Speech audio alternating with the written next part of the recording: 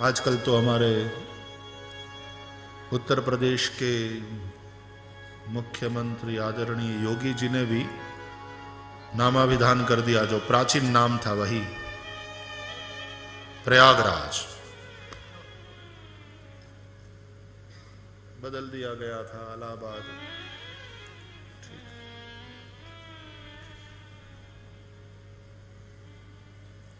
तो स्थानिक मुसलमानों के साथ कोई विरोध नहीं है, लेकिन वो राम जन्मभूमि की बात आवे तो बाबर कहाँ हिंदुस्तान में किसी का बाप था, तो बाहर से आया हुआ। और मंदिर तोड़कर वहां वो जो बनाया गया, तो फिर से वहां मंदिर बने। तो वो मैं तो कहा करता हूं कि मंदिर, राम मंदिर अयोध्या में, ये केवल धार्मिक मुद्दा नहीं है, ये राष्ट्रीय अस्मिता का प्रश्न है। इसलिए हिंदुस्तान के मूल निवासी भारतीय हो, हिंदू हो, चाहे मुसलमान हो, चाहे जिस भी धर्म को मानने वाले, जिस भी उपासना पद्धति को मानने वाले हो, सभी ने इस राष्ट्रीय अस्मिता के प्रतीक राम मंदिर के लिए समर्थन देना चाहिए।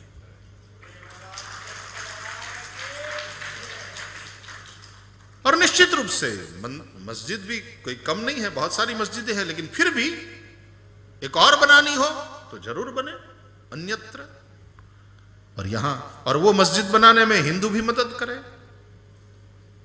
और यहां राम मंदिर अयोध्या में मूल जन्मभूमि के स्थान पर, क्योंकि वैसे भी मंदिर बहुत से हैं, लोग कहेंगे, अब कुछ कुछ तो लोग ऐसा कहते हैं, ना मंदिर बनाओ, ना मस्जिद बनाओ, वहां हॉस्पिटल बना दो, इंजीनियरिंग कॉलेज खोल दो। ऐसे पढ़े लिखों ने बड़ा उपद्रव मचाया है हिंदुस्तान में। सो कॉल्ड सेकुलरिस्ट, उन्होंने बड़ा उपद्रव मचाया। ये सेकुलर कट्टरता एक नया रोग हिंदुस्तान में पनप रहा है। सेकुलर कट्टरता, हम कट्टर सेकुलरिस्ट। तो कट्टर हिंदू और कट्टर मुसलमान की तरह भी तुम ही कट्टर सेकुलरिस्ट, वो भी एक नई समस्या है। मैं तो कहता रहता हूं कि धर्म का संबंध कट्टरता से नहीं, करुणा से। जहां कट्टरता है वहां कठोरता है, और जहां कठोरता आई तो दया कहां रहेगी? और दया तो धर्म का मूल है। दया धर्म का मूल है, पाप मूल अभिमान तुलसी दया न छाड़िए, जब लग घट में प्राण।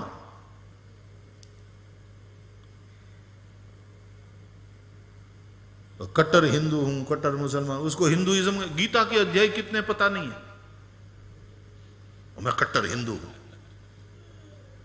कट्टर मुसलमान, कट्टर बौद्ध, कट्टर ये क्या पागलपन है? धर्म का संबंध कट्टरता से नहीं, धर्म का संबंध करुणा से, दया से।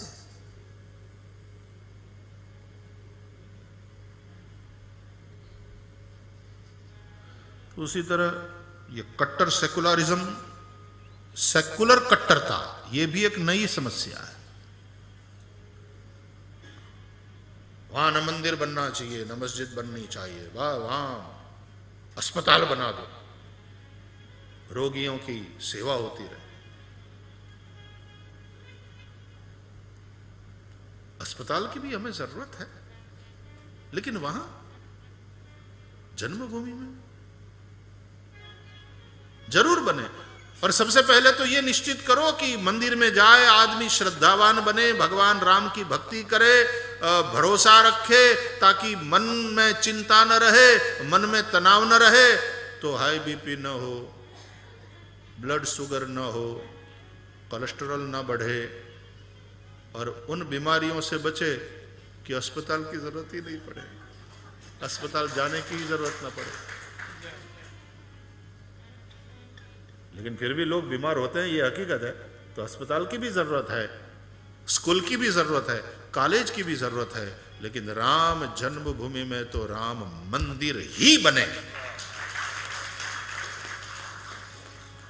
और फिर से मैं कहूं, ये केवल धार्मिक प्रश्न नहीं है, ये केवल धार्मिक इश्यू नहीं है, ये राष्ट्रीय अस्मिता का इश्यू है। तो फैजाबाद को भी अयोध्या जिला डिक्लेयर कर दिया अभी। और प्रयागराज, ठीक है, वही ओरिजिनल नाम था। हाँ, पांडे जी अयोध्यावासी है, ठीक है, तो उनको तो इसलिए तो सबसे पहली ताली बजी वहां।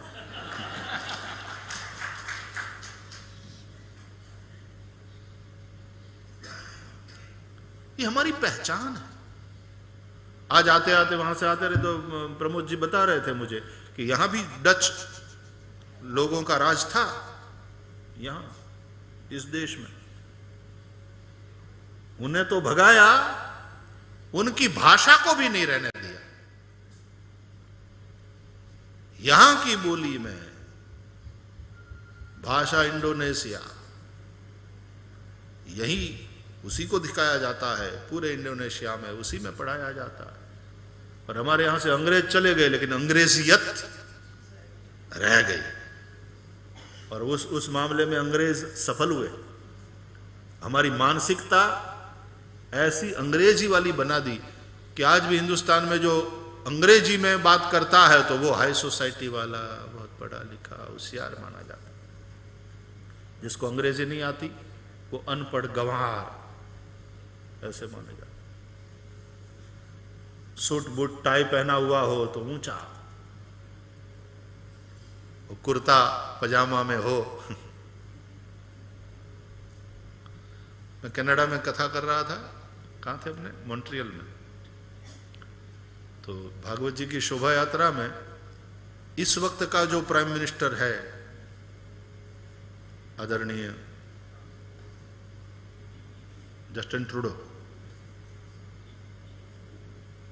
वो भागवत की शोभा यात्रा में साथ साथ चले 1 किलोमीटर तक।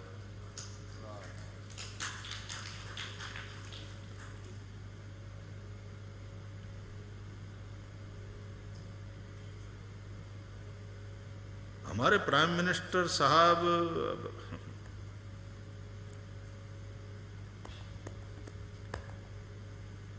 सहज ही बात निकल जाती है।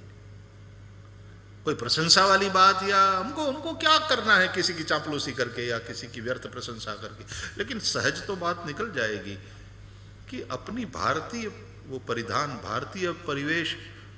तो अब तो वो मोदी कुर्ता प्रसिद्ध हो, वो क्या मोदी जैकेट, हाँ, वो वाली बंडी, वो ब्रांडी बन गया। हमारे यहाँ आ रहे थे तो हमारे घर के बच्चे ने कहा कि मुझे वो वाला बना दीजिए, आज मोदी जी आने वाले हैं तो हम मिलेंगे। तो खास मंगाना पड़ा उसके, और फिर हाथ मिलाया।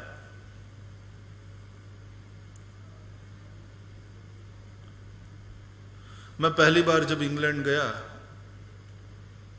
83 में, है ना, तो सितंबर का महीना था, मुझे आज भी याद है, और ठंड शुरू हो गई थी वहाँ।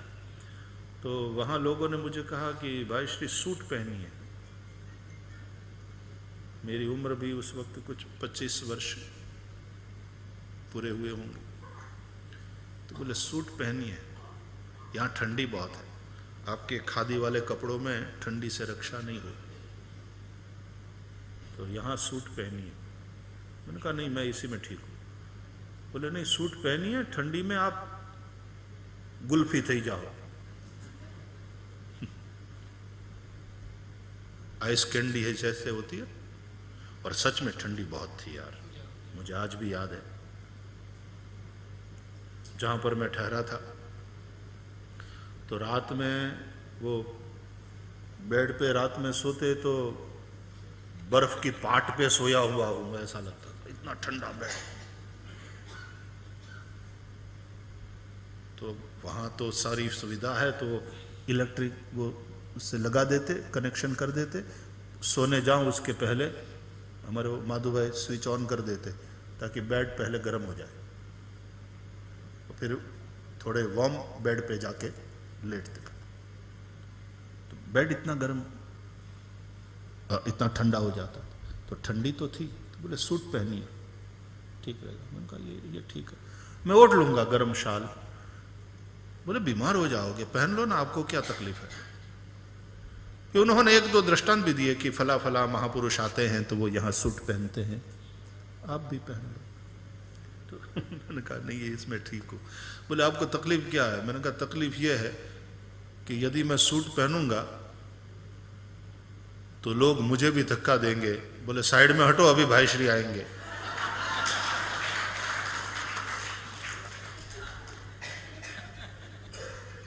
ये तो इसमें हूं तो सबको पता चलता है, ये आए आए आए, रास्ता बन जाता है। मैंने कहा यदि मैंने भी सूट पहना तो हटिए, साइड में रहिए, अभी आएंगे। तो ठीक है, पहनो, कोई समस्या नहीं, लेकिन अपना परिधान, अपनी संस्कृति, अपना खान पान, अपनी परंपरा, उसका एक गौरव तो होना चाहिए। अपनी भाषा, अपनी भूषा, अपना भाव, अपना भोजन। भाषा, भूषा, भाव, भोजन, वो अपनी पहचान। तो अब तो यहां वो डच वाली कोई बोलता नहीं होगा, कहीं है नहीं। देखो ये अस्मिता की, मुझे बता रहे सुहार्तो साहब ने उस समय इस प्रकार की सारी व्यवस्था कर ली। और उस जमाने में अब देखो, भारत और भारत से जुड़ा हुआ ये प्रांत, रामचरितमानस में भी अगस्त्य मुनि की बात आती है, कुंभज ऋषि। और अगस्त्य मुनि, अभी हमारे लाला ने मुझे वो लिख के दिया, ये मंत्र दृष्टा ऋषि है अगस्त्य मुनि।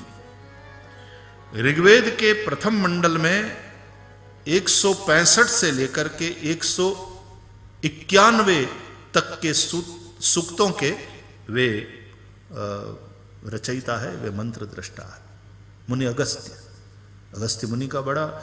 और दक्षिण से रावण की विचारधारा, रामायण क्या है, रावण की विचारधारा और राम की विचारधारा का संघर्ष, इसमें जो युद्ध है वो कौन सा है? ये व्यक्ति व्यक्ति का नहीं, ये दो विचारधाराओं का युद्ध है। एक राम की यानी दाशरथी विचारधारा और दूसरी रावण की यानी दशाननी विचारधारा, ये दो विचारधाराओं का युद्ध है। आज भी दो विचारधारा है।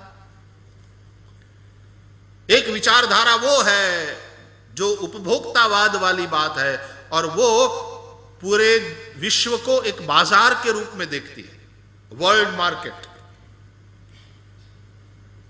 और दूसरी विचारधारा वो है जो आध्यात्मिक विचारधारा है और वो वर्ल्ड को एक परिवार के रूप में देखती है। वसुधैव कुटुंबकम, ये भाव है। बाजार में जब जाते हो तो सामने वाला कस्टमर है, और आध्यात्मिक विचारधारा से जब जाते हो तो सामने वाला मेरे परिवार का ही आदमी है। कुटुंब, वसुधैव कुटुंबकम।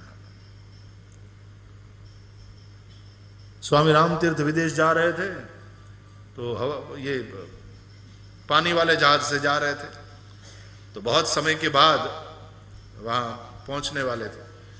तो जब जहाज वहाँ डेस्टिनेशन पर बस पहुँचने ही वाला था, आधा घंटा का समय था, सब लोग अपना अपना सामान वामान पैक करके तैयार थे।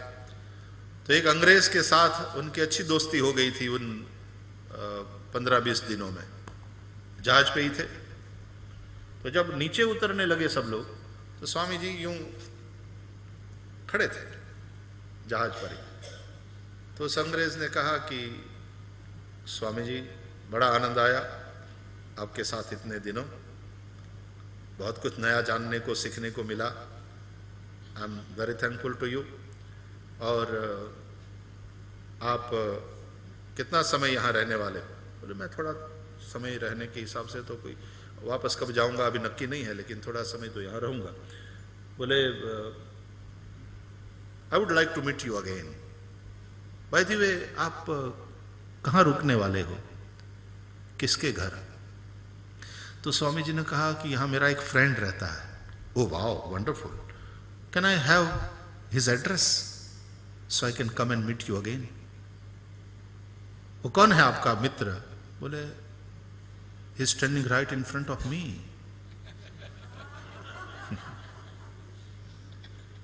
वो इस वक्त मेरे सामने ही खड़ा है।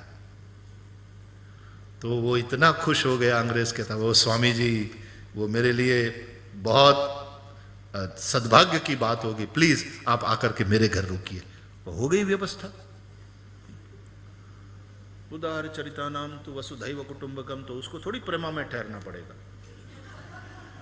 उसको थोड़ी ना कोई होटल में ठहरना पड़ेगा, वो तो जहां जाए उसका परिवार है। तो अध्यात्म जगत विश्व को कुटुंब की तरह देखता है और उपभोक्तावाद वाली विचारधारा विश्व को मार्केट के रूप में देखती है। तो इसलिए सामने वाला कस्टमर है और यहां फैमिली मेंबर है। मार्केट में जब कोई जाता है तो व्यापार की दृष्टि से जाता है तो हर आदमी अपना लाभ देखता है, अपना स्वार्थ देखता है। कस्टमर ये देखता है जितना हो सके मुझे सस्ते में मिले, और बेचने वाला व्यापारी ये सुनिश्चित करता है कि जितना हो सके मुझे मुनाफा ज्यादा मिले। तो वहां हर आदमी अपने अपने स्वार्थ की ही सोचता है, ठीक है ना। और परिवार की बात यह है कि बेटे की कोई तकलीफ हो तो बाप की तकलीफ बन जाती है। बेटी की कोई समस्या को देखकर बाप को नींद नहीं आती, मां को नींद नहीं आती, वो तुरंत दौड़ता है। थोड़ा रोता हुआ देखे, बेटे आपको क्या हुआ, डोंट वरी, तेरा बाप अभी बैठा है ना, मैं हूं, क्या बात है बताओ। बस उसी तरह की भावना कि किसी को रोता देखे, किसी को दुखी देखे तो तुरंत दौड़कर उसके पास जाए। क्या समस्या है, don't worry, I am ready to help you. तो मुझे दूसरी बात ये याद अच्छी लगी, प्रमोद जी आप आते हुए बता रहे थे कि विश्व के जनरस कंट्रीज में इंडोनेशिया की गणना होती है। द मोस्ट, नंबर 1 पर है, the most generous country in the world. किस रूप में? यह नहीं कि लाखों डॉलर लाखों रुपया दान में दे दिया, उस रूप में जनरस कि किसी की भी तकलीफ को देखकर एक आम इंडोनेशियन दौड़कर मदद में खड़ा हो जाता है। शांत प्रजा है। मुझे बता रहे थे कि इधर पैसा वैसा भी रहा होगा तो कोई हाथ भी नहीं लगाएगा। एक प्रामाणिकता उनमें।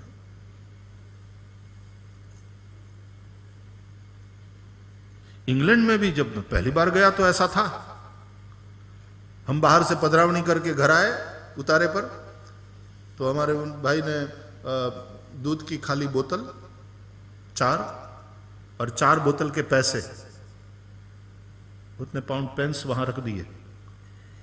रात के कुछ 11 बज रहे थे। मैंने कहा यहां क्यों रख रहे हो? बोले सुबह 3:30 बजे आएगा वो दूध देने वाला, तब गाड़ियां आती थी। बोले खाली बोतल ले जाएगा, भरी बोतल यहां छोड़ के जाएगा और पैसा भी ले जाएगा। मैंने कहा लेकिन यहां पैसा? बोले ना यहां कोई छूता नहीं। मैंने कहा हमारे तो पायखाना जवाना डबला बार नहीं मुकाता, बीजू जवा दो।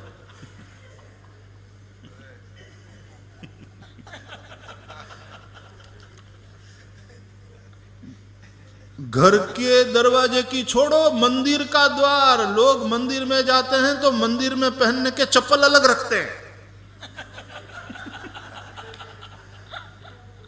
क्योंकि मंदिर से चप्पल की चोरी आम बात है।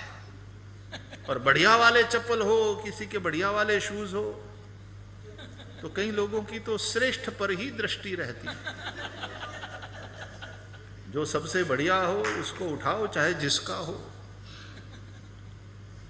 भगवान के द्वार पर आया तो फिर सब भूमि गोपाल। ये नैतिक पतन है।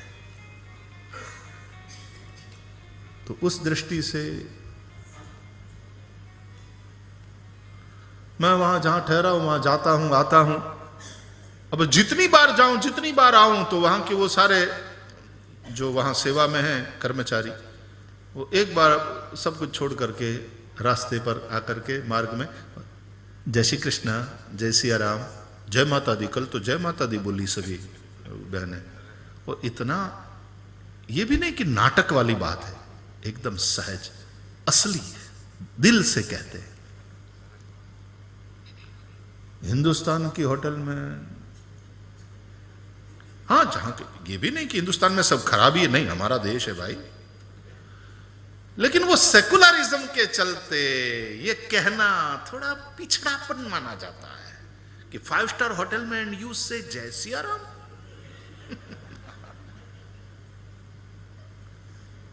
What type of 5 star hotel is this? लोग ये कहें। तो हमें अपनी भूषा, अपनी भाषा, अपना भोजन,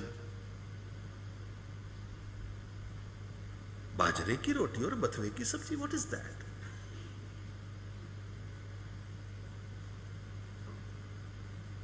उड़द की दाल,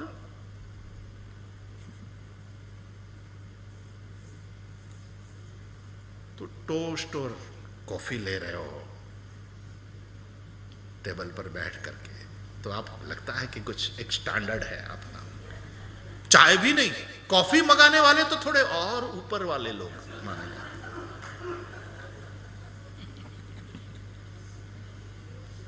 ये जो मन में अंग्रेजियत घुस गई है इंडियनों के मन में, પછી કોફી થી ભલે બાદી થઈ જાય, 3 દી ન જાય, પણ તોય પીવી કોફી, એલા તને હદતી નથી, तुझे कॉन्स्टिपेशन हो जाता है, लेकिन फिर भी coffee. What would you like to have? I think coffee.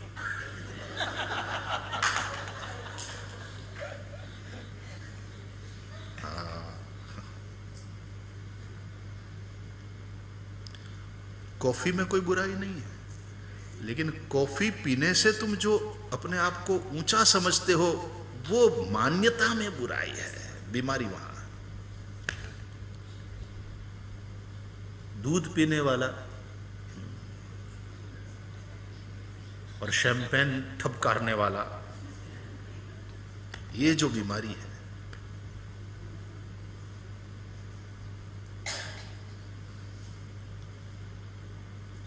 तो अपनी भाषा, अपनी भूषा, अपना भोजन। अरे यार, राजस्थानी हो, दाल बाटी चूरमा, वो आपका परिचय। ठीक है, पास्ता पिज्जा का भी आनंद लो, लेकिन दाल बाटी चूरमा तो जैसे दुनिया घूम कर आ गए घर पे।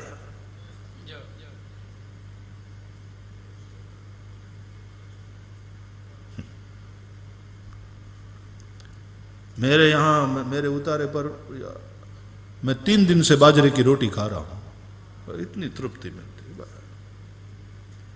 यहां तो प्रमोद जी बहुत अच्छा अच्छा सब। भाई दीवे, आज लंच में क्या लिया आप लोगों ने? दाल बाटी चूरमा था लंच में? है माली में दाल बाटी चूरमा फॉलोज यू, तुम्हारा पीछा कर रहा है। अच्छा, हमारे तो गुजरात में ये जो ट्रैवल एजेंट सब विज्ञापन देते हैं ना, तो उसमें लिखते हैं रोम में रसपुरी, पेरिस में पात्रा, लंडन में लाडू।